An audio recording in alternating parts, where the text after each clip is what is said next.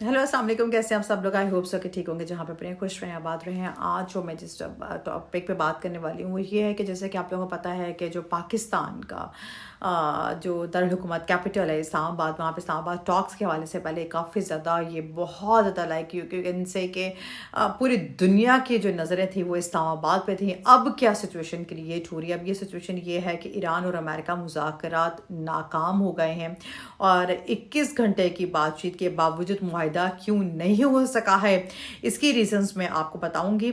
आज हम बात करेंगे इसी टॉपिक के हवाले से और इंतहाई अहम आर्मी पेशरफ्त के बारे में जो है ईरान और अमेरिका के दरमियान होने वाले मुज़ाकरात किसी नतीजे पर पहुंच नहीं सके हैं।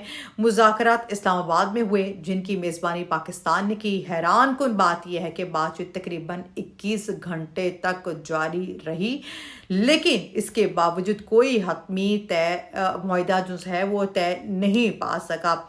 और ईरान के दफ्तर खारजा के मुताबिक इस्माइल जो हैं वाकई उनकी सूरत हाल पर बात करते हुए कहा है कि एक ही दिन में मुआहिदा ना होना बिल्कुल फितरी सी बात है। अगर एक दिन में नहीं बोल तो इट्स ओके फाइन। उन्होंने इस तरह कैजुअली शायद में भी शायद उन्होंने बात कर दी हो। उन्होंने इसकी बड़ी वजह बताई है कि अदम एतमाद यानी मिस ट्रस्ट उन्होंने वजह बताई है कि क्यों वो नहीं हो सका। वो एक वजह उन्होंने बताया, उन्होंने कहा मिस ट्रस्ट है। ये हालिया 24 रोज़ा जंग के बाद मजीद गहरा हो चुका है।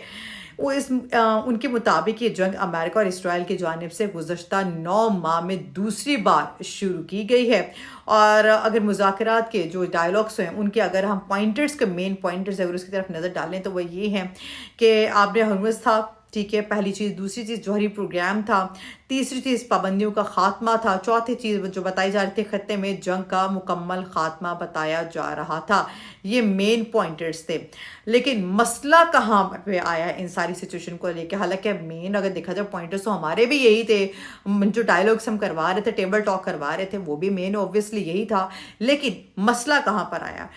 मसला यहाँ पर आया है कि वकाई के मुताबिक अगरचे कुछ मामलात पेशरफ्त हुई हैं, कुछ मामलात पर पेशरफ्त हुई है, लेकिन 2 से 3 अहम नुकात पर इख्तलाफात बाकी हैं जिसकी वजह से मुआहिदा मुकम्मल नहीं हो सका है। ईरान के जो टोटल पॉइंट्स थे वो 10 थे और जो अमेरिका अपने साथ डायलॉग्स में पॉइंट्स लेकर आया था वो थे 15 पॉइंट्स थे जिन पर ये इन्होंने डायलॉग करने थे। एक और अहम बात मैं आपको बता दूं, ये मुज़ाकरात बराह रास्त और बिलवास्ता दोनों तरीकों से हुए और पाकिस्तान ने एक मीडिएटर का किरदार अदा किया, यानी सालिस का, ब्रिज का किरदार अदा किया।